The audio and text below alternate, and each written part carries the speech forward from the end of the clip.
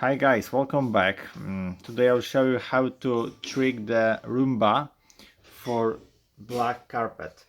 As you know, the Roomba has a problem to go into the carpet, black carpet.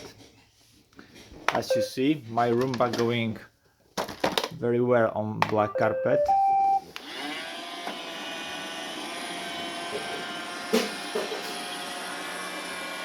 Have no problem to clean the black carpet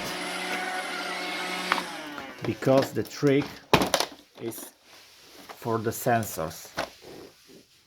You should stick the white stickers on every single sensor on your Roomba, then voila, your Roomba will go in on the black carpet without any problem. So I hope the video is helpful for you. If yes, you can thumbs up, subscribe my channel, see you by next video. Hey!